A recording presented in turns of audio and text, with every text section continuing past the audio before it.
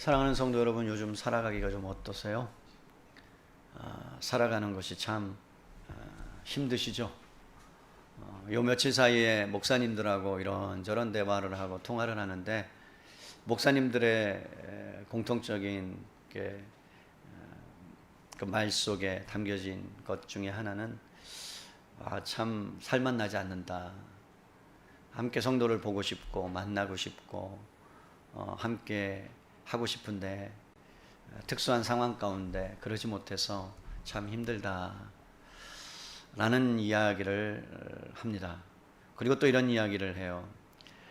오프라인으로 위드 코로나로 전환돼도 온라인으로 드리고 싶은 그것이 너무나도 좋아서 정착하고 난 거기에서 예배 드릴 거야 라고 하는 성도님들의 소리도 심심찮게 들려온다. 여러분, 세상을 보면 어지럽고요, 답답하고요, 먹먹해지는 요즘인 것 같습니다. 살맛이 안 나는 세상 같아요. 들려오는 소식마다 좋은 소식이 들려오면 좋겠는데 안 된다, 힘들다, 어렵다, 죽겠다, 이러다가 어떻게 될지 모르겠다, 어떻게 살아야 되나, 그런 한숨 소리들이 귓가에 들려옵니다. 여러분, 사실 먹고 사는 일은요, 하나님을 믿는 사람이나 하나님을 믿지 않는 사람이나 별반 다르지 않은 것 같아요. 예수님을 믿는 사람도 하나님을 믿는 사람도 밥을 먹어야 살고요, 돈을 벌어야 살고요, 일을 해야 살아가요.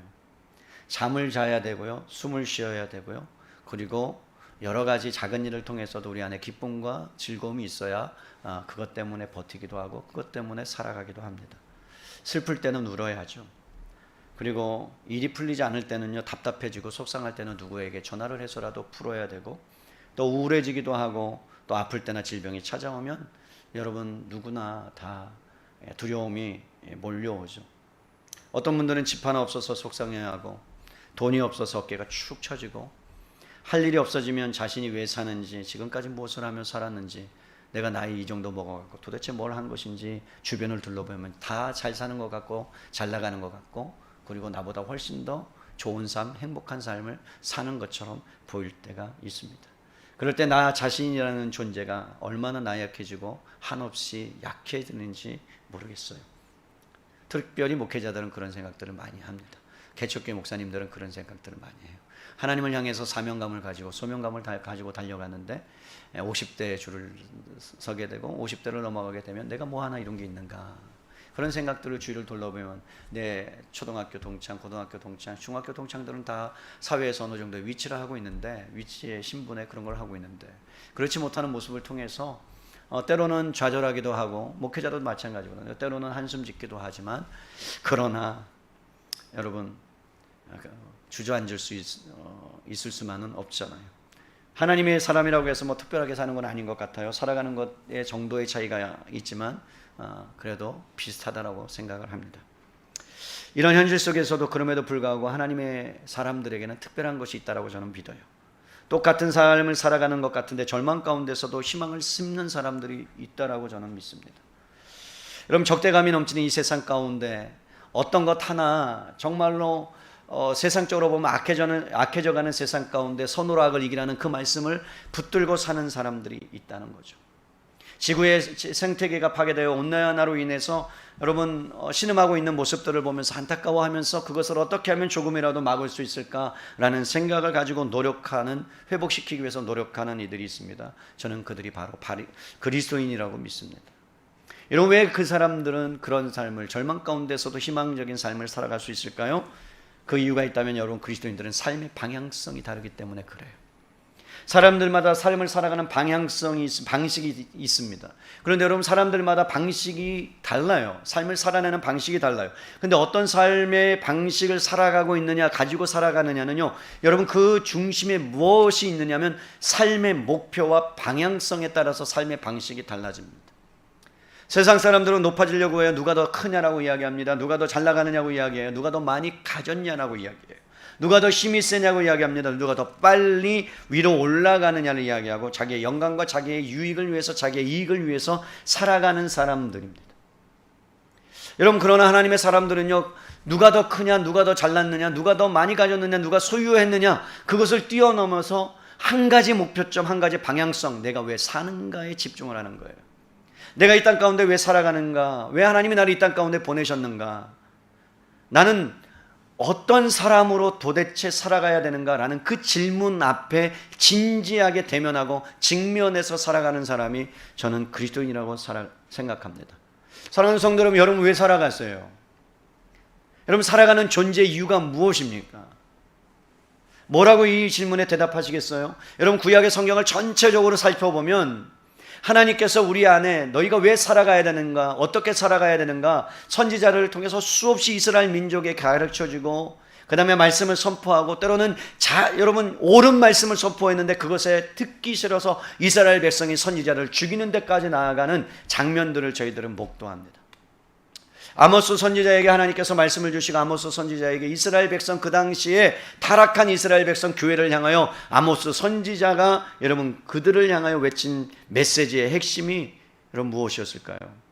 예레미야 선지자, 이사야 선지자, 하박국 선지자, 학개 선지자가 동일하게 그 시대를 향하여 교회를 향하여 이스라엘 백성을 향하여 던진 메시지는 한 가지였어요. 우리가 한번 찾아볼까요? 아모스서 5장 21절로 24절이에요. 여러분 아모스서를 찾으세요. 다니엘, 호세아, 요엘, 아모스. 아모스서 5장 21절로 24절입니다. 우리가 한번 구약성경 1280페이지 되겠어요. 21절부터 24절까지 읽어드려요. 내가 너희 절기들을 미워하여 멸시하며 너희 성회들을 기뻐하지 아니하나니 너희가 내게 번제나 소제를 드릴지라도 내가 받지 아니할 것이요 너희의 살진 희생의 화목제도 내가 돌아보지 아니하리라. 내 노랫소리를 내 앞에서 그칠지어다. 내 비파소리도 내가 듣지 아니하리라. 오직 정의를 물같이 공의를 마르지 않는 강같이 흐르게 할지어다. 이런 뜻이에요. 난 너희 명절 축제 드리는 거 미워하고 싫어한다. 너희 예배 드리는 거 역겹다. 너희의 종교적인 모임 기뻐하지 않는다. 너희가 번제를 드리고 너희가 화목제를 드리고 곡식을 드리고 11조를 바치고 헌금을 하고 기도하고 전도하는데 내가 다 그거 싫다. 너희가 와서 살진 송아지를 잡아갖고 내가 너희 하나님 예배합니다로는 내가 그거 토해놓고 싶다. 내 앞에서 노래하는 거 다 그쳐라 제발. 하프 소리도 들리지 않게 하라. 나 듣지 않겠다. 내 귀를 막겠다. 왜 하나님이 이렇게 강력하게 이스라엘 백성을 향하여 여러분 예배도 받지 않겠다라고 말씀할까요? 여러분 아모스 선지자에게만 말한 것이 아니라 하박국 선지자에게도 동일하게 모든 선지자들에게 동일하게 하신 이 메시지, 그것은 뭔 줄 아십니까? 이 땅 가운데 하나님의 공의가, 이 땅 가운데 하나님의 사랑이 시냇물이 흐르듯이 마르지 않아야 되는데, 흘러야 되는데, 이스라엘 백성이 한낱 보잘것없는 이스라엘 백성을 하나님이 부르시고 모든 민족 가운데 그들의 그 이스라엘을 드러내고 하나님의 영광을 드러내라고 했는데 이 이스라엘 백성이 여러분 하나님의 이름을 모욕하게 만들고 하나님의 이름을 모독하게 만드는 그러한 처참하고 비참한 인생을 살고 있기 때문에 모양은 하나님께 예배드리는 것 같으나 그리스도인으로 사는 것 같으나 그렇지 않은 모습에 대해서 하나님께서 아파하시는 거예요. 여러분 하나님의 소원은 무엇인 줄 아십니까? 이 땅 가운데 공의가, 사랑이 전파되는 걸 원하는 거예요. 이 땅 가운데 하나님의 원대한 계약은요, 여러분 화려한 것으로 스스로 도취된 그 당시의 이스라엘 백성 종교로 전락해버린 생명의 종교인 거죠. 생명이 있어야 되는데 그것이 여러분 종교로 전락해버린 그러한 이스라엘 백성을 향하여 하나님께서 아모스 선지자를 보내 외칩니다. 여러분 말을 안 듣는 거죠. 이스라엘 백성들이. 그러면서 예수님이 이 땅에 보내십니다. 예수님께서 이 땅에 오셔서 여러분 온몸을 다해서 하나님의 뜻과 원대한 꿈을 구현하셨어요. 근데 그 뜻이 무엇인 줄 아세요? 마태복음 6장 33절로 가보면 같은 거였어요. 마태복음 6장 33절로 가보십니다. 여러분 마태복음 6장 33절 우리들이 너무나 잘 아는 말씀, 마태복음 6장 33절 10페이지에 우리 함께 읽을까요? 시작. 그런즉 너희는 먼저 그의 나라와 그의 의를 구하라. 그리하면 이 모든 것을 너에게 더하시리라. 그런즉 너희가 해야 될 것이 있다. 먼저 그의 나라와 그의 의를 구하라. 하나님의 나라를 구해야 된다. 하나님의 의가 이 땅 가운데 강물처럼 하나님의 공의가 바로 서고 사랑이 바로 서고 그래서 강물처럼 이 땅 가운데 흘러서 세상 가운데 구현해져야 된다. 여러분, 바울이 지금 뭐라고 말씀하냐면 온 세상이 지향해야 될 한 가지 목표점, 여러분들이 붙잡아야 되는데 다른 것이 있다 할지라도 이것만은 놓치지 말아야 될 것이 뭐냐면 예수 그리스도를 향한 지향점. 예수 그리스도께서 여러분 온 세상의 중심이라고 저와 여러분들이 믿는다면 이 땅 가운데 예수님을 보내셔서 예수님이 하신 것, 차별을 없애셨어요. 나이와 민족과 직업과 신분과 질병과 가난함과 부유함, 이념, 이데올로기, 모든 것들을 갈기갈기 찢겨진 모든 세상의 장벽들을 자신을 내어줌으로 말미암아 진정한 통일을 이루기를 원하셨다는 거죠. 그것이 뭐라고요? 하나님의 의를 이루는 것이고 하나님의 공의를 이루시고 하나님의 사랑을 이 땅 가운데 구현하는 것, 이것이 하나님의 원대한 비전이었습니다. 그러면서 여러분 우리에게 대계명을 주셔요. 하나님을 사랑하고, 그리고 둘째 계명은 이것이니 내 이웃을 내 몸처럼 사랑하라. 여러분 놀랍고 위대한 이 하나님의 꿈과 비전을 여러분 다른 사람도 아니라 우리에게 허락하여 주셔서 그 사역에 동참하도록 하셨다는 게 얼마나 저는 뿌듯하고 놀라운지 몰라요. 이 영광의 자리로 교회를 부르신 거예요. 사랑하는 성도 여러분, 하나님께서 우리를 교회로 부르셨다는 것은 복음으로 우리를 낳았다는 거예요. 복음으로 나왔기 때문에 교회는 하나님의 백성들이 모임입니다.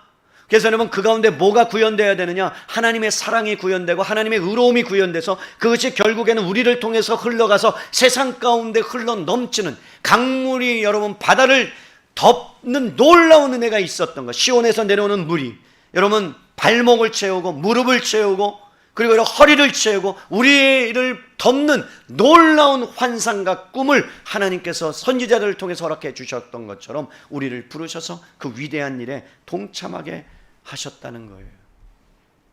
여러분 입이 아플 정도로 말씀드리지만 교인 수가 많아지고 교회 예산이 늘어나고 새로운 건물을 짓는 것도 필요합니다.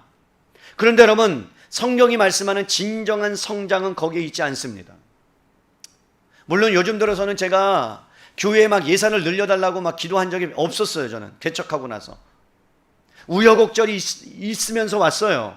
하나님의 은혜 가운데 진짜 그거는 어떻게 말로 표현할 수 없을 정도로 성도님들이 함께 기도하고 눈물을 흘리면서 하나님의 은혜로 왔어요. 저희가 여러분 세마학교를 품고 우리 학교를 운영하고 있어요. 17년 된 학교입니다. 적지 않은 연수를 살았어요. 17년 살았어요. 한 번도 여러분 눈물 없이는 들을 수 없는, 한 번도 풍족함이 없었어요. 넉넉함이 없었어요. 다들만 하면 하나님께서 물질을 공수해 주시고 다들만 하면 물질을 부어주셔서 지금까지 왔어요. 우리 재정이사님을 맡고 계시는 예전에 교장 선생님은요 월급을 못 받고 일하셨어요. 월급을 드리지 못했어요. 우리 선생님들 월급 넉넉지 않습니다. 참 어렵게 왔어요. 그런데 왜? 우리 아이들이요 운동장이 없어서 막 여기서 뛰어놀아요. 여기가 운동장이에요. 그래서 제가 막 고민하다 우리 교회를 개방했어요.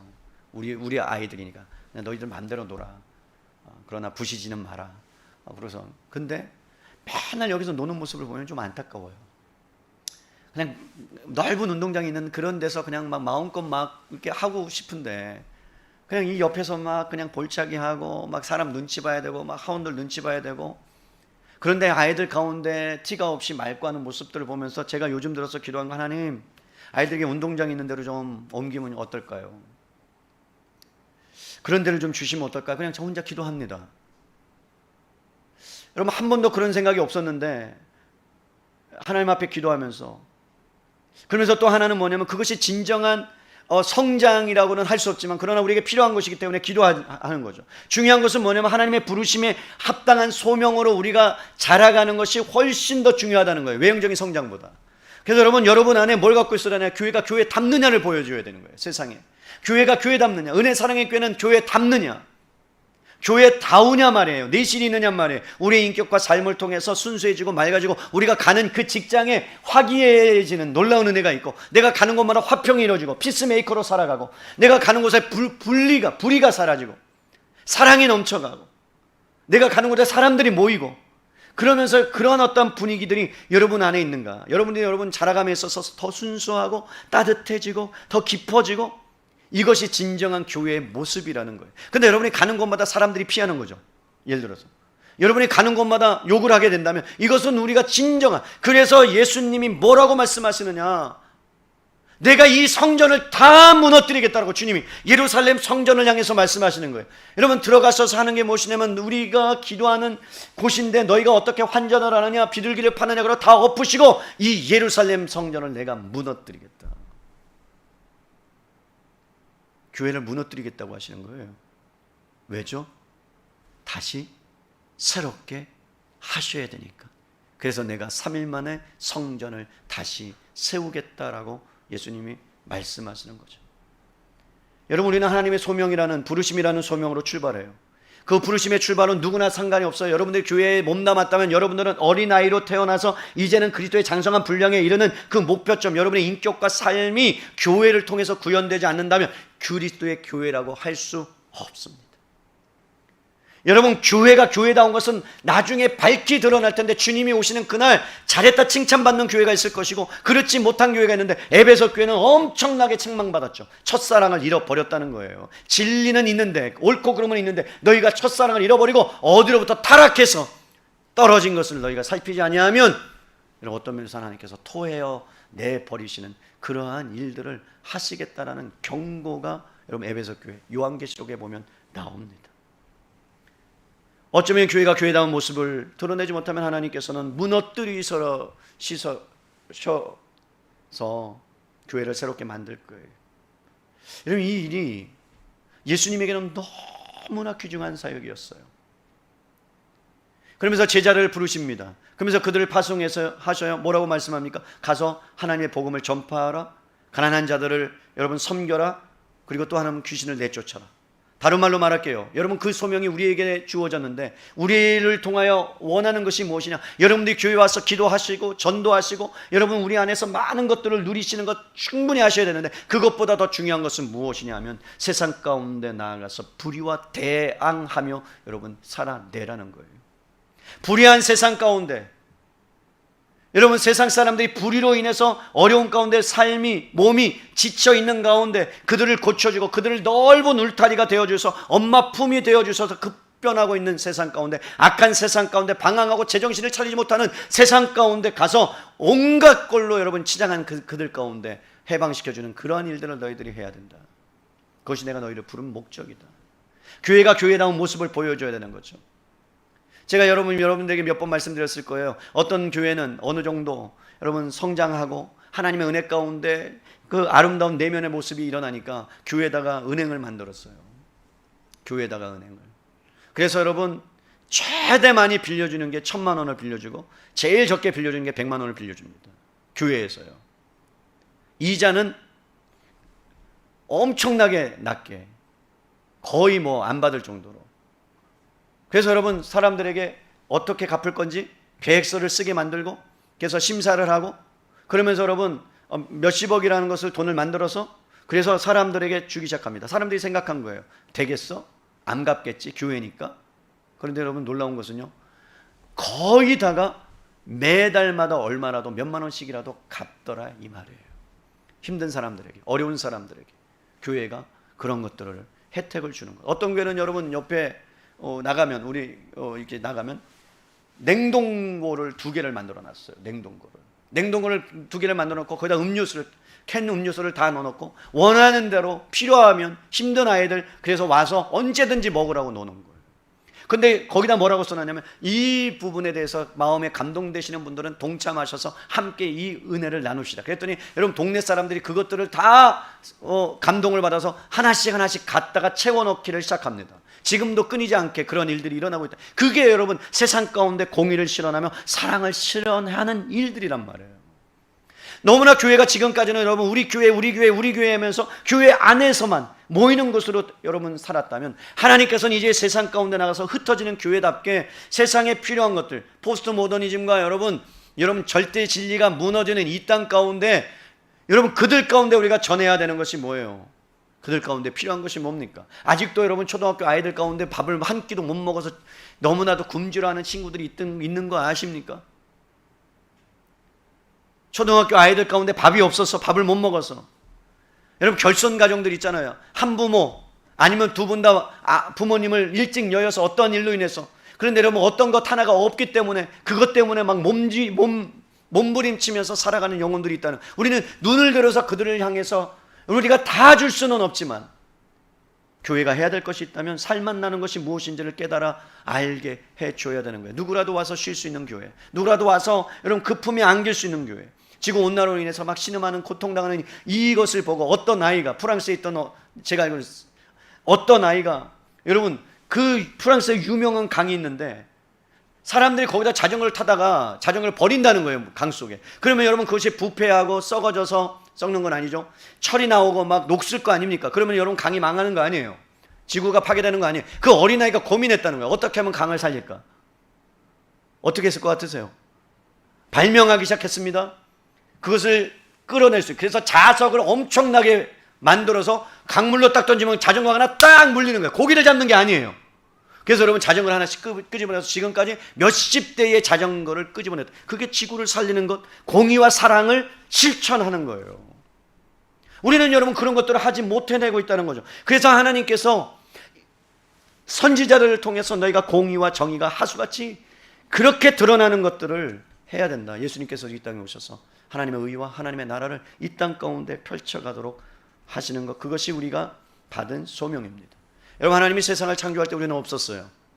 첫째 날, 둘째 날, 셋째 날, 넷째 날, 다섯째 날, 여러분 우주를 창조하시고 세상을 창조할 때 우리는 없었습니다. 그런데 우리 없이 세상을 구원하시지 않으세요. 원치 않으세요. 그렇다면 우리가 뭐가 되어야 되느냐? 하나님의 손과 발이 되어서 여러분 이제는 세상 가운데 흩어짐으로 그 가운데 우리가 그리스도의 성품을 닮은 사람으로 하나님의 의로움과 하나님의 사랑하심을 여러분 드러내는 공동체로 부르셨다는 사실이에요. 바울이 그런 면에서 우리에게 말씀합니다. 너희가 세상을 따라가지 말아라. 부정적으로 얘기하죠. 온갖 풍요에 휩쓸리지 말아라.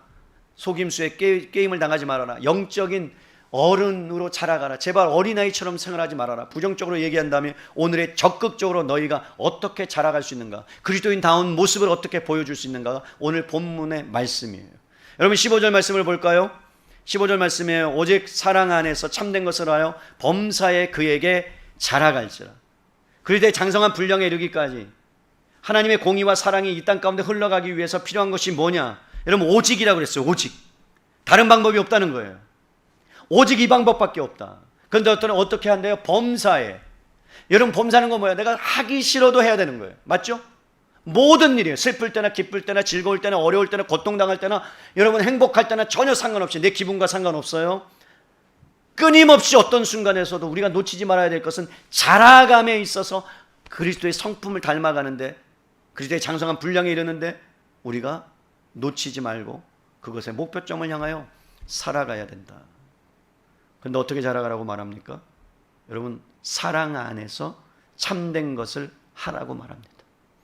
여러분 먼저 참된 것을 하라는 뜻은, 하다라는 것은 알레튜오라는 뜻으로 행하다, 말하다, 붙잡다 이런 뜻이에요. 흔들리지 않도록 붙잡아야 된다. 그렇다면 여러분 사랑 안에서 참된 것이 뭐예요? 진리를 뭐라고 하는 거예요? 붙잡으라는 거예요.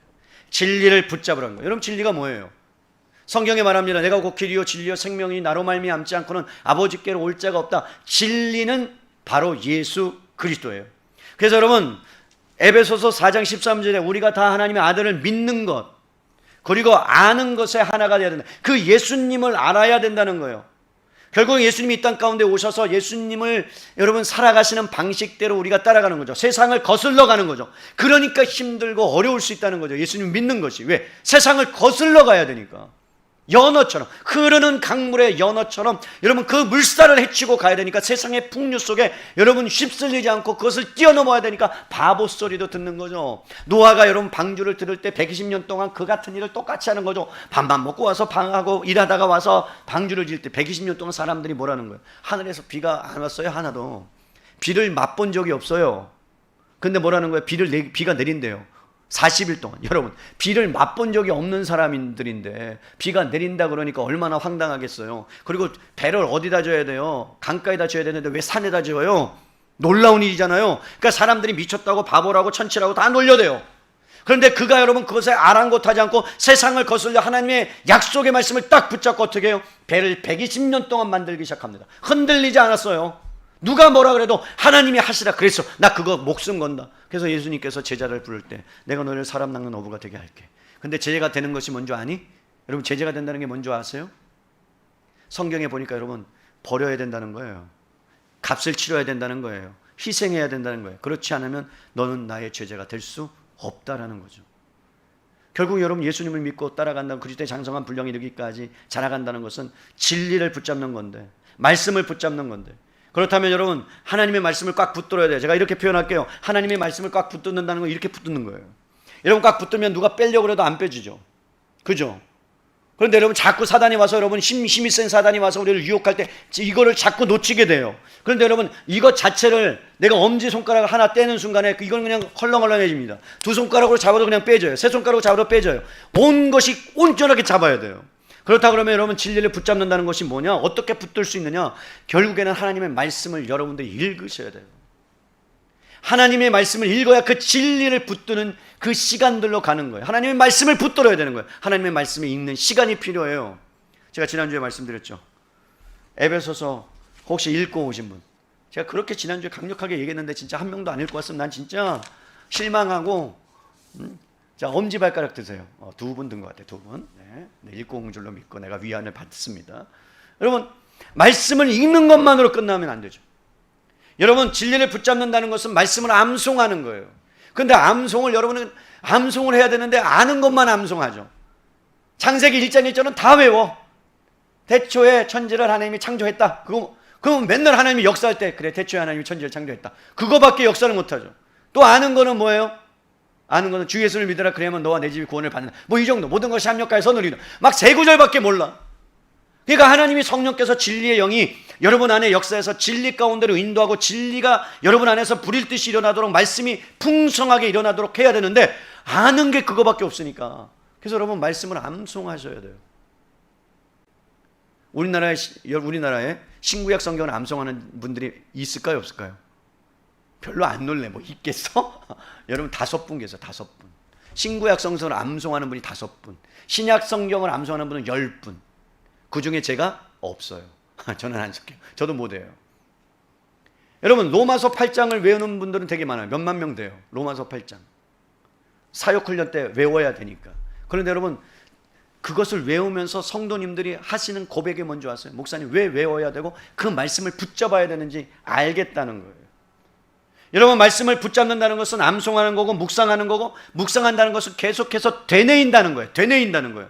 되낸다는 게 무슨 뜻이에요? 내가 여러분 구렁텅이에 빠졌어요. 근데 말씀을 알면, 말씀을 붙잡으면 여러분 시편 40편 새 노래로 하나님을 찬양하고, 내가 깊은 수렁에 빠질지라도 내 영혼이 주님을 찬양하고, 어찌하여 내 영혼은 낭망하느냐? 주 너희 하나님을 바라보고 천지의 도움이 너 안에 온다는 것을 믿어야. 그러면 우리 안에 여러분 그 말씀이 어떻게 되느냐? 붙잡는데 희한한 것, 내가 말씀을 붙잡는데 말씀이 도리어 우리의 영혼을 붙잡고 말씀 가운데로 인도한다는 사실을 믿을 수 있기를 바랍니다. 근데 여러분이 안 붙잡으면, 여러분이 그것을 붙잡지 않으면 말씀이 역사하지 않아요, 여러분. 그래서 우리가 여러분 아이들이 어렸을 때부터 암송을 시키고 외우게 시키는 이유가 뭐예요? 그 말씀이 어느 순간에 그 애가 연약했을 때, 힘들었을 때 성령이 말할 수 없는 탄식으로 그 가운데 역사하셔서 그 말씀이 그의 인생을 붙잡고 어떻게 해요? 진리가 그를 끌고 가는 거죠.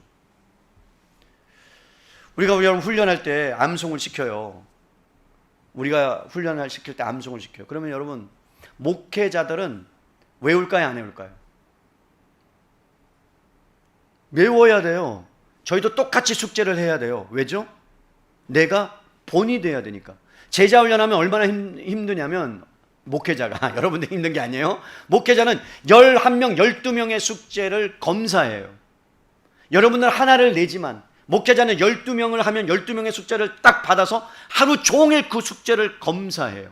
검사가 뭐냐? 그 사람의 영적인 상태, 심력인 상태, 어떤 상태를 다 파고 거기다가 여러분 뭐예요? 빨간 줄로 딱 써줘요. 빨간 줄로. 집사님, 이 부분은 성경을 잘못하셨어요. 이렇게 저렇게 해서 이렇게 하세요. 집사님 참 어려우셨겠네요. 너무 힘든 상황인데 하나님께서 집사님을 너무 사랑해서 이렇게 하셨군요. 할렐루야. 그러면서 거기에 빨간 줄로 왕창 채워줍니다. 그러다가 여러분 그거를 잘 갖고 있다가 모아놔요. 그런데 어떨 때 그걸 쳐다보는지 아세요? 본인들이 시험 들거나 낭망하거나 좌절할 때 그것을 한 번씩 꺼내봐요. 왜? 그때 훈련받았던 그 은혜, 내가 처음에 받았던 그 은혜로 다시 돌아가기 위해서. 사랑하는 성도 여러분, 진리를 붙잡는다는 것은요, 도리어 우리가 진리를 붙잡을 때 하나님의 말씀이 저와 여러분을 붙잡는다는 것을 경험하셔야 합니다. 근데 여러분, 진리를 한 번도 붙잡은 사람이 없는데, 교회만 그냥 왔다 갔다 하는데 어떻게 진리에 붙들림 바 될 수 있겠어요? 어떻게 성경을 읽지 않고 진리이신 예수님을 알겠습니까? 제가 말씀드려요. 주일날 하는 설교 한 번으로 여러분은 변한다, 안 변한다? 변한다, 안 변한다? 안 변한다. 죄송해요. 근데 저는 변할 걸로 믿고 선포하지만 변하지 않더라고요. 왜? 어떻게 알아요? 아이들을 주일학교에 보내면 알아요. 주일학교 1시간 와서 아이들 말씀을 양육하고 그러면요, 아이들이 잘 자라고, 맞아요. 그래도 와야 돼요. 그런데요, 그걸로 안 변해요. 여러분, 실제적으로 하나님의 진리의 말씀과 능력을 경험하는 건 공동체가 필요합니다. 소위 말하면요, 어떤 데선 셀이라고 이야기하고 저희는 순이라고 얘기하고 어떤 데는 다락방이라고 얘기해요. 그래서 그 안에서 삶의 애환들을 나누면서 서로 힘든 것을 나누면서, 아, 집사님도 그랬어, 나도 그랬구나. 그러면서, 아, 집사님 그때는 그렇게 극복했어, 야, 내가 기도할게. 그러면서 여러분 서로 위로를 받을 때 여러분 우리는 그 진리를 깊이 경험할 수 있게 되는 거예요. 그렇기 때문에 진리를 여러분 아셔야 돼요. 성남 파도가 왔을 때요, 방향을 잃어도요, 배는 등대를 보면 찾아갈 수 있듯이 이 말씀은 내 길이요 내 발의 등이니이다, 빛이니이다 라고 주님이 말씀하신 것처럼 여러분, 이 말씀이 여러분들의 등대요 빛이요 여러분 길인 줄로 믿습니다. 그래서 진리를 안다는 것은요, 우리가 그냥 지식적으로 아는 것이 아니라 그리스도의 말씀에, 명령에 순종하는 것을 이야기합니다. 내 자신을 비춰보는 거예요. 제가 말씀드렸죠. 사람은 쉽게 변하지 않아요. 죽었다 깨나도 안 변해요. 와, 막 소망이 안 생기죠. 옆에 쳐다보세요. 아, 안 변해, 안 변해, 안 변해. 여러분 어떻게 알아요? 내 자식, 내 남편 어떻게 하라는 거예요? 여러분, 고집은 그대로예요. 여러분 30대, 40대 고집이 60대, 70대 변할 것 같으세요? 제가 장담합니다. 안 변합니다. 절대로 안 변합니다. 아, 그럼 목사님 뭐 어떻게 변하나요? 예수님 믿어도 안 변하나요? 말씀이 들어가도 안 변하나요? 제가 이제 설명드릴게요. 모세 보세요. 여러분, 모세가 애굽의 왕자로 자라가면서 무술을 배우고 학문을 배웠는데 자기의 종적인 히브리 민족이 고통당하는 것을 보자 애굽 병사를 한 대 딱 쳤는데 죽었죠. 그리고 살인죄를 저지르고 도망갔어요. 40년 동안 광야에서 하나님께서 여러분 목동으로 살도록, 방황하며 살도록 여러분 훈련을 시키셨어요. 40년이 됐어요. 80세가 됐어요. 노인이잖아요. 그러면 여러분, 그 노인이라면 예전에 그 힘 이런 것들 다 꺾였을 것 같죠? 근데 보세요. 이스라엘 백성, 대백성들을 여러분 바로 앞에 가서 담대하게 외치면서 그리고 그들 이끌어냅니다. 홍해가 갈라지는 기적도 봤어요. 그런데 여러분, 이스라엘 백성들이 원망하는 거예요. 아니, 나를 왜 데려왔어? 나 물 먹고 싶은데, 나 지금 고기 생각나는데, 나 애굽으로 돌아가고 싶어. 그러니까 모세가 돌아버리는 거죠. 자꾸 돌아간다니까 자기가 돌아서 어떻게 해요? 반석을 자기 성질대로 쳐버리죠. 그래서 어떻게 해요? 하나님께서 여러분 그것을 보시고 이스라엘 백성을 치셔요. 성질대로. 그러면 여러분, 성경에 모세가 온유한 사람이다 라고 하잖아요. 그죠? 지상에 있는 어떤 사람보다 모세가 뭐라 그래요? 온유한 사람이래요. 그러면 이상하잖아요. 쳐서 때려 죽이거나 반석을 쳐서 지 성질대로 했는데. 그런데 성경이 말하기를 하나님께서 온유한 자라고 인정했다면 여러분, 뭘 말씀하고 있는 거예요, 성경이? 바울, 여러분 성격이 불 같았어요. 마가랑 여러분 선교를 가는데 좀 힘들다고, 아, 힘들어요. 베드로 선생님, 나 힘들어요. 그러니까 딱 바울은 뭐라 그래요? 베드로는 그냥 같이 가자 그러는데 바울은, 야, 오지 마. 야, 됐어. 그런 거 보면 꼭 제가 바울을 닮은 것 같아요. 그런데 여러분, 바울이 그 성향과 성격이 바뀌지 않았어요. 그런데 어떻게 변화됐느냐? 온유한 사람으로 칭함을 받았느냐? 다른 이유가 없어요. 여러분, 딱 한 가지 이유예요. 죽으면 돼. 뭐라고요? 죽으면 돼요. 이걸 설명해 드릴게요. 바울이 이렇게 고백해서 나는 날마다 죽노라.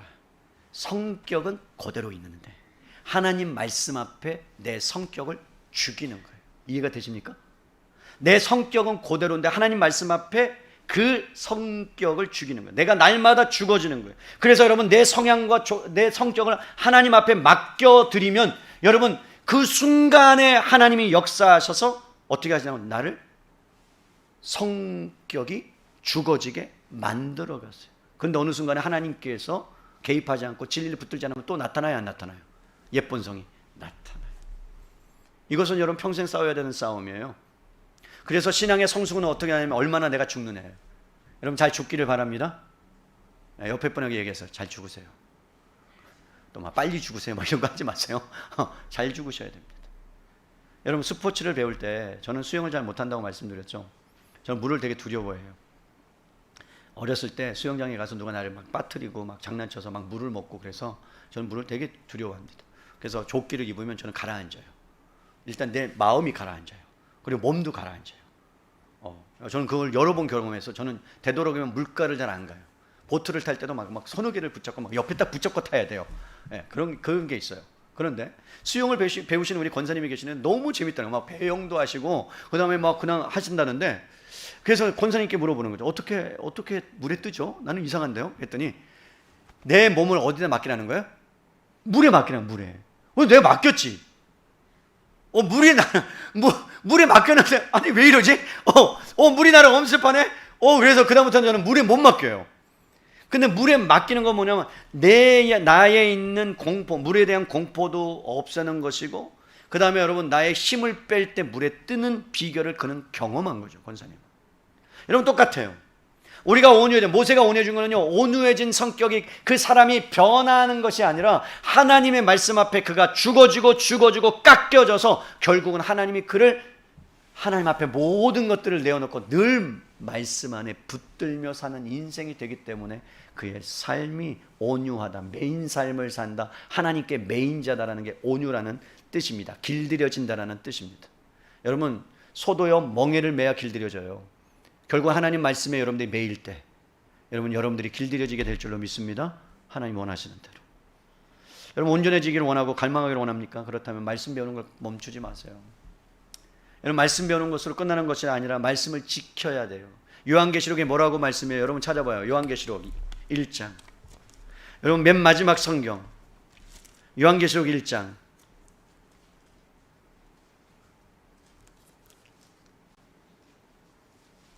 1장이에요.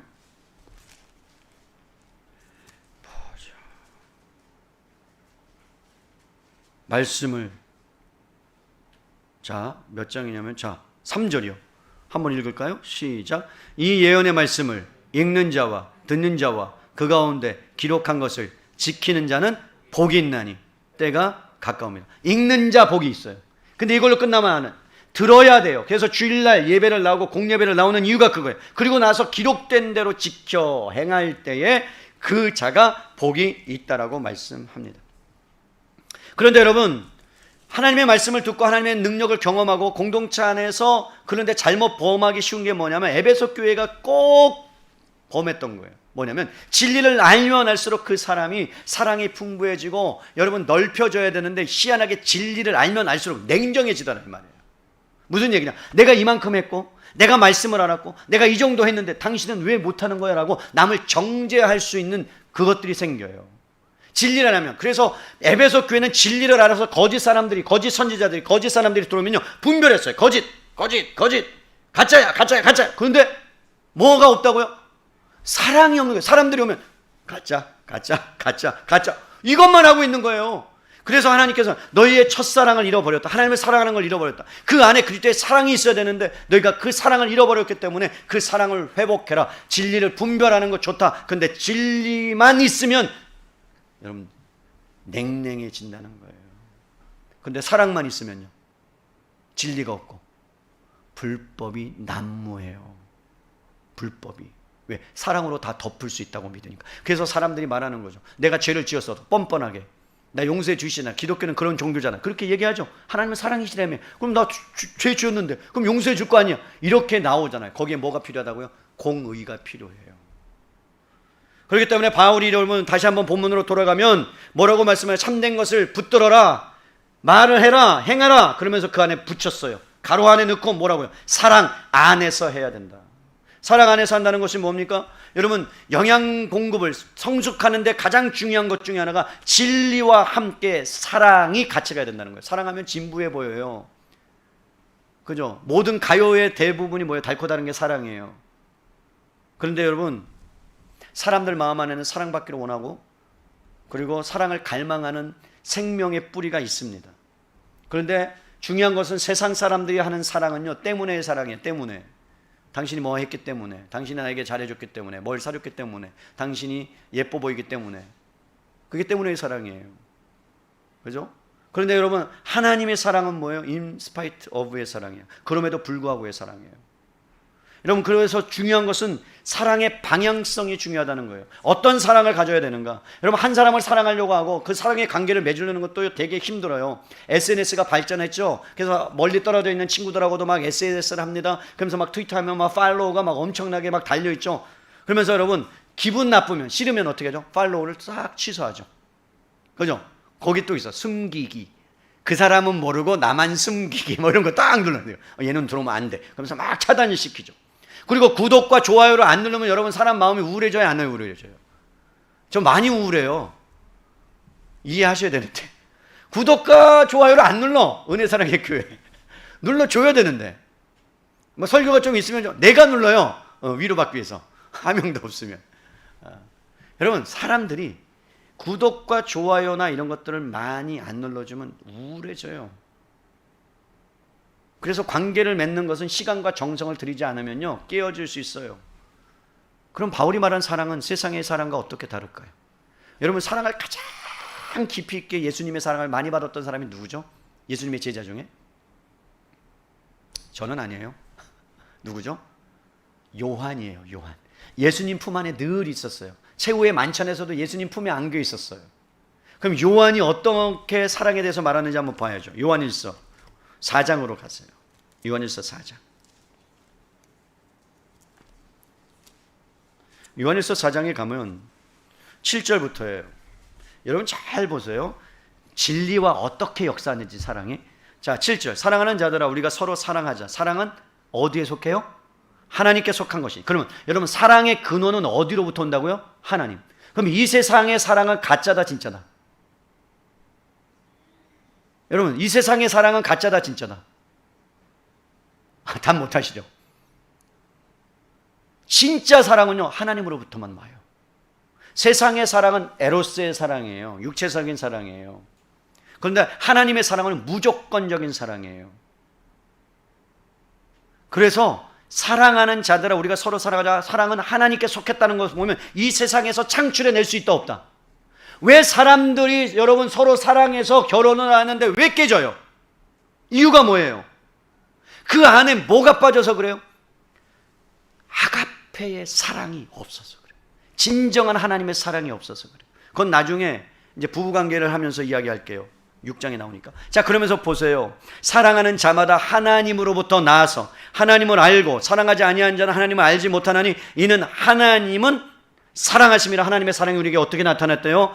9절. 이렇게 나타난 바 되었으니 하나님이 자기의 독생자를 세상에 보내시면 그로 말미암아 우리를 살리기 위해서. 사랑은 여기 있으니 우리가 하나님을 사랑한 것이 아니요, 하나님이 우리를 사랑하사 우리 죄를 속하기 위해서 화목제물로 그 아들을 보내셨느냐. 사랑하는 자들아, 하나님이 이같이 우리를 사랑하셨은즉 우리도 서로 사랑하는 것이 마땅하다.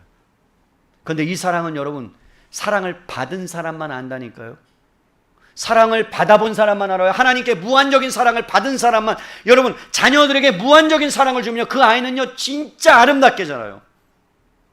조건적인 사랑을 하잖아요. 그러면 아이들이 조건을 따라서 부모님의 말을 들어요. 근데 하나님은요, 우리의 조건을 보지 아니하고 우리가 아직 죄인 됐을 때 모든 것을 끝까지 사랑하심을 우리 곁을 떠나지 않는 불편한 가운데 고통 속에서도 우리를 사랑하신 사랑이에요. 그래서 사랑은요, 고통을 없애주는 게 아니에요. 경감해 주는 게 아니에요. 함께하는 게 사랑이에요. 그래서 하나님의 사랑은 끈질겨요.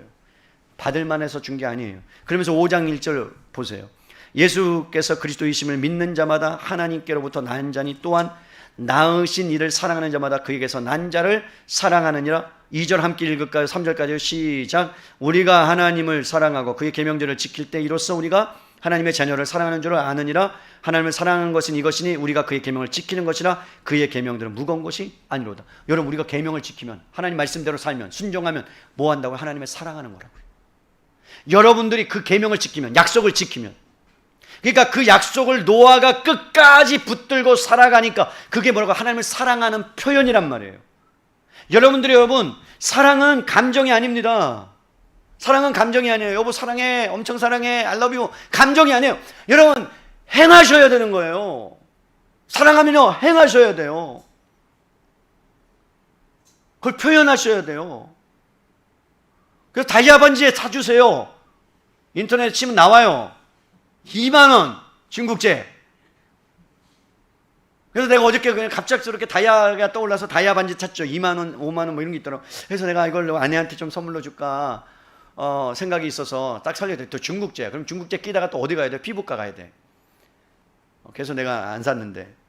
여러분 사랑은요 꽃을 주고 그 다음에 무엇인가를 주는 거예요. 상대방의 유익을 위해서 하는 게 뭐라고요? 사랑이에요. 말로만 하는 게 아니라 의지가 동반되는 거예요. 여러분 보세요. 예수님께서 원수를 사랑하라 그랬죠.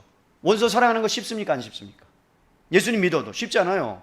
저를 힘들게 하는 사람이 앞을 지나가잖아요. 그럼 여러분 마음 가운데 속은 불글불글 끓지만 뭐 때문에? 하나님의 계명 때문에, 사랑하는 계명 때문에 이렇게 웃고 있죠. 맞죠?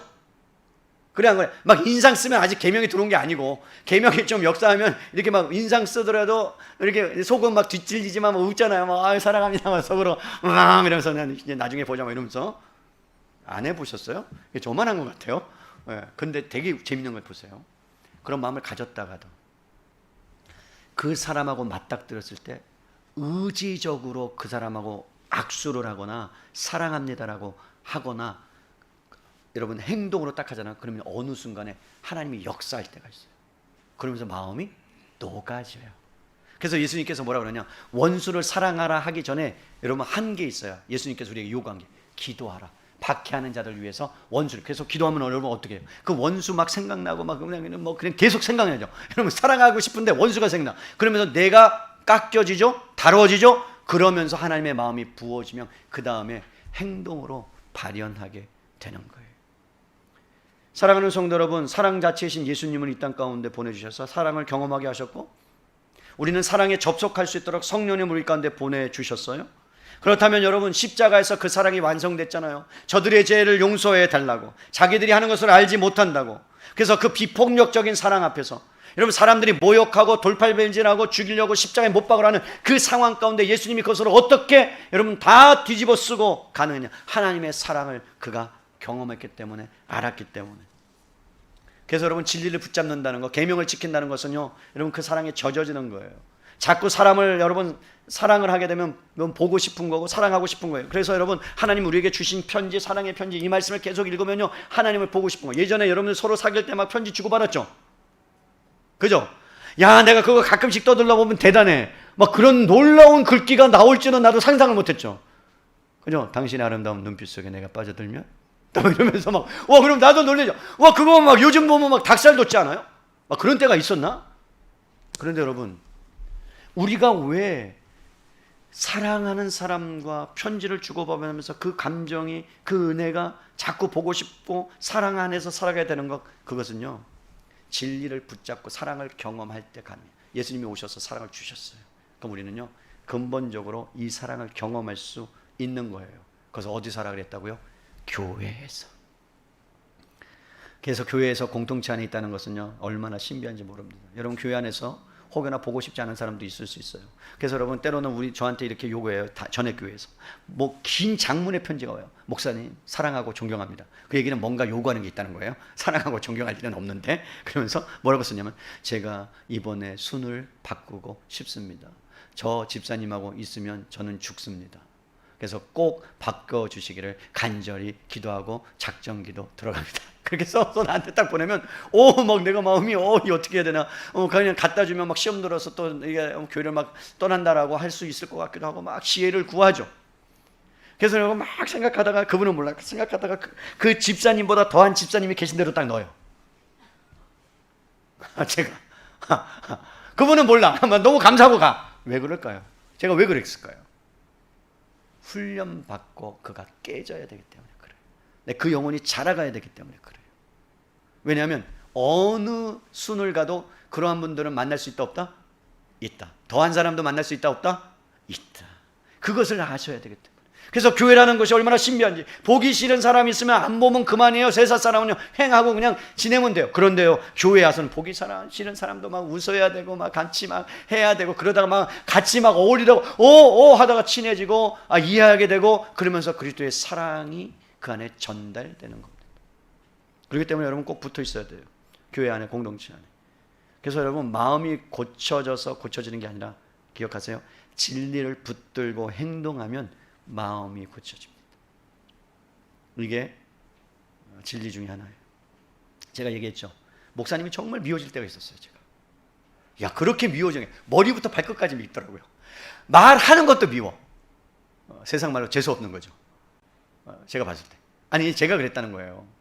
개척교회를 섬기는데 어느 순간부터 목사님이 엄청 미워지기 시작하는, 하는 설교도 싫어, 찬양도 싫어, 모든 것이 다 싫은 거예요. 막 어떻게 할 수가 없어요. 근데 제가 그때 한 가지 알았던 건, 미워하는 사람을 사랑할 수 있는 유일한 길은 그 사람에게 내가 갖고 있는 선물을 계속해서 일주일에 한 번씩 갖다 주는 거다. 누가 그 얘기를 딱 했어요. 여러분 오늘 말씀처럼 진리를 붙잡고 행동하면 내가 안 되니까. 그래서 억지로 내가 여러분 그 다음날 막 양말 사서 갖다 드리고 그냥 갖다 신으시든지 말든지. 그런데 여러분 희한하게 내가 선물을 살 때 그분을 생각하고 고르고 있더라고요. 이해가 되세요? 그분을 생각하면서 뭐가 필요한지. 그러면서요 한 달 정도 딱 지나니까 그분에 대한 마음들이 녹아지기 시작하는 거예요. 무슨 일? 행동했더니, 계명을 붙잡았더니, 말씀을 붙들었더니 내 마음이 바뀌어지기 시작하더라고요. 사랑하는 성도 여러분, 우리가 혼이 은혜하는 것은, 오해하는 것은 뭐냐면, 사랑은 무한적이고 무제한이라고 생각하는데 그렇지 않아요. 공의와 함께 가야 되는 거예요. 한 친구가 수련회 왔어요. 수련회 가려고 막 애를 썼어요. 근데 돈이 없는 거예요. 근데 여러분 남의 친구의 집에 가갖고 자신도 모르게 수련회 가고 싶으니까 뭔가 하나 훔쳤어요. 그래서 그것을 팔았어요. 그래서 수련회비를 내려고 하는데 그 친구가 그것을 늦게 알고 전도사님한테 얘기했어요. 그가 우리 집에서 이것을 훔쳐갔다고. 근데 이유를 들어보니까 여러분 너무 딱하잖아요. 수련회 가겠다고. 그럼 여러분 담당 교육자는 그 아이를 수련회 받아줘야 돼요? 받아주지 말아야 됩니까? 여러분 같으면 어떻게 하겠어요? 하나님은 사랑이시니까. 그죠? 하나님은 사랑이시니까. 사랑은 허다한 죄도 덮느니라. 그랬으니까 여러분 그거 덮어줘야 됩니까? 아니면 수련회 오게 해야 됩니까? 아니면 오지 말게 해야 됩니까? 전자입니까? 후자입니까? 여러분 의견을 말씀하세요. 마스크를 쓰고 있어서. 여러분 오지 말게 해야 합니다. 너무 냉정합니까? 왜죠? 사랑은 무한적인 것이 아니라니까요. 죄의 형벌을 감당해야 된다니까요. 예수님이 여러분 우리 인간을 사랑하시기 때문에 이 땅에 왔는데 무한적이라면 죽으실 필요가 없다니까요. 그냥 사랑해서 오케이 하면 된다니까요. 그 죄를 뒤집어 쓰셔야 된다니까요. 그 죄값을 받으셔야 된다니까요. 그래서 갈기갈기 찢어서 십자가에서 죽으셨다니까요. 그리고 나서 그 사랑이 십자가에서 다 인류에게 흘러가도록 만드셨다니까요. 그래서 여러분 수련회 못 오게 만드는 게 맞는 거예요. 너는 철저하게 하나님 앞에서 회개해야 되고, 그래서 그것들을 네가 해결하지 않으면 오지 말아라. 그래서 여러분 그 친구는 오지 않는 거예요. 우리가 인간적으로 와서 회개하고 하나님 은혜 받고, 아니에요. 그것 전에 형벌에 대한 대가를 그가 치루어야 되는 거예요. 그래서 진리와 뭐가 같이 가야 된다고요? 사랑이 같이 가야 되는 거예요. 사랑하는 성도 여러분, 이제 말씀을 정리합니다.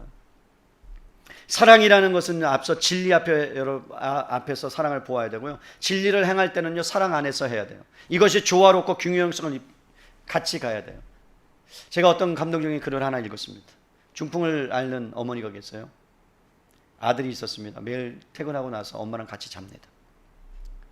회사 생활하고 7시 8시 끝나면 와서 엄마 곁을 지키면서, 근데 치매를 아는 거예요. 치매를 알아요. 치매를 하니까 엄마가 아들아 그러면서 휴지를 이렇게 휴지통을 말아가지고, 큰 휴지점, 이거 김밥이야 먹어. 그럼 여러분 아들로서 얼마나 마음이 아프겠어요. 얼마나 자식으로서 힘들겠어요. 그럴 때 여러분 어떻게 반응하셔야 돼요? 어떻게? 아이 엄마 이거 휴지야, 이거 휴지인 거 몰라? 이렇게 하시는 게 일반적이라면 그건 이렇게 얘기해요. 엄마 내가 이렇게 좋아하는 김밥을 이렇게 크게 쌌어. 소세지도 넣고 이번에는 달걀도 같이 넣네. 같이 나눠 먹자. 그러면서 엄마를 그렇게 어떻게 하는 거예요? 위로하는 거예요. 엄마를 모시고 이제 산책을 시킨다고 가는데 엄마가 지나가다가 선체로, 복도를 걷는 중에 선체로 실례를 하셨어요. 그럼 여러분 어떻게 하시겠어요? 야단법석을 떨겠죠? 그죠? 창피하고 쪽팔려서 그럴 수 있잖아요. 근데 그 아들은 이렇게 하는 거예요. 우리 엄마 얼마나 시원하겠어. 걱정하지 마. 그러면서 환한 웃음을 짓고 엄마를 목욕시켜 드리는 거예요. 여러분, 빼빼 말라가면서도 밤새 어머니를 지키는 이유는 보호자가 없으면 어머니가 팔다리를 묶여져 있어야 되기 때문에 그 아들은 끝까지 어머님을 그렇게 간호하고 사랑을 하고 있었어요. 여러분, 추석이 가까이 옵니다. 그 마음속에 아들이 또 남자이기 때문에, 또 엄마이기 때문에, 또 엄마니까 목욕을 시켜드리지만 이제 깨끗하게 한번 추석 앞두고 시켜드리고 싶어서 10만 원이라는 돈을 거금을 투자해서 간병인에게 저 엄마를 좀 씻겨줬으면 좋겠다, 깨끗하게. 그래서 여러분, 엄마를 목욕시켜드렸다는 거예요. 오랜만에 너무 예쁜 엄마의 모습을 보고, 그리고 제정신이 돌아왔을 때 엄마하고 이렇게 얘기해서, 엄마, 내가 한복 준비했는데 엄마 이 한복 입고 우리가 병원에서 설을 세지만 내년에는 우리 밖에 나가서 같이 행복하게 살자. 그러면서 아들이 그랬다는 거예요. 그리고 나서 여러분, 다음날 아침에 한복을 입혀드리려고 했는데 어머님이 다시는 깨지 못하고 돌아가신 그런 이야기가 있었어요. 모든 아들들이, 모든 자녀들이 그렇게 할 거라고 저는 믿고 싶습니다. 여러분, 이런 사랑이 있다면 세상은 살맛 나는 세상 되지 않을까요? 독거노인으로 자식이 있는데 재산 문제 때문에 서로 싸우고, 서로 하지 말아야 될 일들을 저지르고, 그러면서 부모님을 외면하고, 그런 일들이 다반사인 가운데 정말 그리스도의 사랑이 여러분 우리 안에 있는가? 근데 그 사랑은 경험한 사람만, 받아본 사람만 그것을 할 수 있다는 거예요. 그래서 고린도전서 13장에는 사랑은 상대방의 유익을 위한 것이다 라고 합니다. 여러분, 사랑은 꼭 기억하세요. 상대방의 유익을 위해서 사랑이 존재하는 거예요. 행함으로 존재하는 거예요. 그래서 여러분, 그 사랑을 어떻게 공급받을 수 있느냐, 오늘 16절만 우리가 말씀을 보고 마칩니다. 16절. 그러면 그 사랑을 우리가 어떻게 공급받을 수 있느냐, 매일마다 공급받을 수 있느냐, 그래야 우리가 자라간다고 하니까 세상 사람이 그것을 통해서 하나님이 함께 하심을 보고, 그리고 교회를 통해서 알아갈 수 있으니까 16절에 그에게서 온몸이 각 마디를 통하여 도움을 받음으로 연결되고 결합되어 각 지체 분량대로 역사하여 그 몸을 자라게 하며 사랑 안에서 스스로 세우느니라. 여러분, 예수 그리스도로부터 온몸이 도움을 입는답니다. 그러니까 여러분, 사랑은요 그리스도로부터 오는 거예요. 근데 그리스도로부터 오는데, 원천이 그리스도인데 생명과 사랑과 힘이 그리스도 안에 있는데, 에너지가 있는데 그것을 공급받아야 되는데, 그런데 놀라운 것은 몸이 서로 결합될 때만 가능하다는 거예요. 여러분 잘 기억하세요. 몸이 서로 결합될 때만, 연합될 때만. 그러니까 교회는 혼자 설 수 없다는 거예요. 여러분이 아무리 예배를 잘 드리고 아무리 와서 혼자 생활해도 여러분 자라가지 않습니다. 왜죠? 연락되지 않으니까, 연합되지 않으니까, 결합되지. 그래서 여러분 어디로 와야 돼? 마디를 통해서 들어가기 때문에 여러분이 서로 끈으로 연결되는 것이 뭐예요? 공동체예요. 순이에요. 셀이에요. 그래서 그 안에 들어가셔서 여러분들이 그 안에서 지지고 볶고하는 삶을 사셔야 되는 거예요. 때로는 아프죠. 때로는 힘들죠. 가시 같은 존재가 있으니까. 때로는 푸근한 것이 있으니까. 그래서 그 안에서 여러분 우리를 묶어주셔서 유혹에 빠질 때도 어떻게 하는 거예요? 순장님이, 집사님, 그거는 하나님이 싫어하죠. 성경에 그렇지 않다고 얘기하잖아. 그러면요, 그 사람이 그렇구나, 집사님, 순장님 맞네요, 그러면서 그것을 어떻게 한다고요? 하지 않는. 그래서 끈끈하게 유혹에 넘어질 것들을, 그리고 여러분 세상의 풍류에 휩쓸려 가는 것들을 제어해주고, 때로는 어렵다 그러면 십시일반으로 그를 살릴 수 있는 방법이 뭐냐, 도울 수 있는 방법이 뭐냐, 그것을 찾아내서 함께 붙들어주는 것, 연락되는 것, 그것이 뭐라고요? 공동체라고 성경은 말합니다. 전도서 4장 12절에 이렇게 얘기해요. 한 사람이면 패하겠거니와 두 사람이면 맞설 수 있는데, 여러분 1대2는요 2명이 이길 가능성이 있어요. 그런데 한 사람이 훨씬 더 세잖아요. 2명은 못 이겨요. 그런데 3명이면요 아무리 거대해도요 두 양다리 딱 잡고요, 그러면 한 사람은요 이길 수 있어요. 그래서 성경이 말합니다. 세 겹줄은 쉽게 끊어지지 않는다. 그래서 여러분들이 삶이 팍팍해지고 경제적으로 어렵다 하고 하는 일마다 잘 안 되고 기력도 쇠해지고 친구들도 하나씩 떨어져 나가고, 내가 왜 사나, 나는 쓸모없는 인간이다 라는 생각이 들 때 삶의 방향을 전환하세요. 예수 그리스도께 초점을 맞추세요. 나를 보내신 부르심이 뭐냐, 소명이 뭐냐, 내가 살아야 되는 이유가 뭐냐. 작은 것부터 실천해 나가세요. 여러분 너무나 놀라운, 어떤 분이 이런 말을 했어요. 잘 들어보세요. 사랑을 줄 수 없을 만큼 가난한 자도 없고, 사랑을 받지 않아도 될 만큼 부유한 자도 없다. 여러분이 있는 그 자리에 그냥 있는 것 자체가 위로가 되는 사람이 되었으면 좋겠어요. 여러분이 가는 곳마다 직장에서 누군가 고민이 있을 때, 팀장님 내가 이런 고민이 있는데 힘들다 그랬을 때 그냥 위로의 커피 한 잔 사주면서 그를 위로해주고, 나 사정은 잘 모르지만 내가 믿는 하나님께 기도할게, 힘내, 그렇게 해서 위로해 줄 수 있는 사람. 그런데 직장만 가면 야 떴어 야 피하자, 그런 사람이 돼서는 안 되잖아요. 그죠? 저는 목회자들 모임에 가면 야 정성록 떴어, 야 피해 야 안 돼, 이러면 안 되죠. 내가 가면 사람들이 모이고 함께 할 수 있는 그러한 아름다운 공동체, 그건 누가 만들어가요? 우리가 같이 만들어가는 거예요. 서로에게 이 말씀만 하고 마치죠. 울타리가 되어주세요. 옆에 분에게 울타리가, 버팀목이 되어주세요. 그리고 또 마지막으로 사랑의 불쏘시개가 되세요. 그럼 사랑의 불쏘시개 뭐예요? 그 불쏘시개가 내 곁에서 아궁이에 들어가면요, 아궁이 전체가 타올라요. 여러분들이 진리와 사랑의 불쏘시개가 돼서 여러분 있는 그 공동체가 살아나는 귀한 은혜의 역사가 있기를 주님의 이름으로 축원합니다. 아멘.